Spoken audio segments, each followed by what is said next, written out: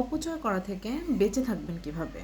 অনেকেই তো জীবনে ভাত থেকে শুরু করে, জামা কাপড় থেকে শুরু করে, টাকা পয়সা থেকে শুরু করে, এমনকি মুখের কথা পর্যন্ত অপচয় করে।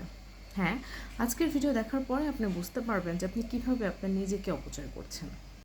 একটা নির্দিষ্ট সময় পর্যন্ত আপনার হায়াত রয়েছে, ঠিক অনুরূপভাবে একটা নির্দিষ্ট সময় পর্যন্ত আপনার দাঁতের শক্তি রয়েছে, তারপর কিন্তু দাঁতগুলো পড়ে যায়। একটা নির্দিষ্ট সময় পর্যন্ত চোখের জ্যোতির একটা পাওয়ার রয়েছে, নির্দিষ্ট সময় পর সেই চোখের জ্যোতির পাওয়ারটাও কিন্তু কমতে থাকে। নির্দিষ্ট সময় পর চামড়া ভাঁজ হতে থাকে। নির্দিষ্ট সময় পর চোখের নিচে দেখবেন বলিরেখা চলে আসে। নির্দিষ্ট সময় পর কিডনি, হার্ট, ফুসফুস যা কিছু আছে শরীরের সব কিছুর ক্ষয় হতে থাকে। তো এগুলোর আপনার কি মনে হয় না যত্ন করা দরকার, অপচয় রোধ করা দরকার? ইনফ্যাক্ট আপনি যে মুখ দিয়ে কথা বলেন সেটাও কিন্তু একটা নির্দিষ্ট পরিমাণ।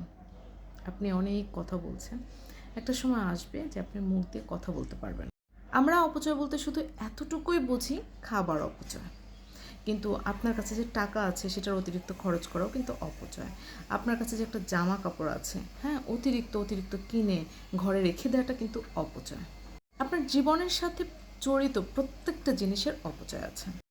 তাই জীবনের প্রত্যেকটা জিনিসকে, এমনকি সম্পর্কের অপচয় করবেন না। প্রত্যেকটা জিনিসের অপচয় করার পূর্বে তার একটা নির্ধারিত সীমা ব্যবহার করবেন, যেন আপনি এর সর্বোচ্চ সীমাটা ব্যবহার করতে পারেন।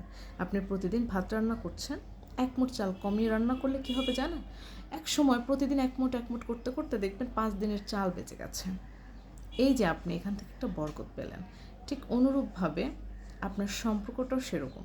আপনি একটু কম কথা বলবেন, ঝামেলা কম হবে, দেখবেন সম্পর্কটা আরও একটু বেশি দিন টেকসই হয়েছে। আপনি অনেকগুলো ড্রেস কিনছেন কিন্তু পরছেন না, একটা সময় পর ওগুলো আর পরতে ইচ্ছা করবে না, ব্যাকডেটেড হয়ে যাবে, ডিজাইনটা পুরনো হয়ে যাবে, তখন মনে হবে ধুর আর পরবো না। ওটাই একটা অপচয়, ওটা করবেন না। আপনি প্রচুর পরিমাণে স্মোক করবেন না, কারণ আপনার ফুসফুসের একটা মেয়াদ আছে, আপনি সেটা আগেই নষ্ট করবেন না।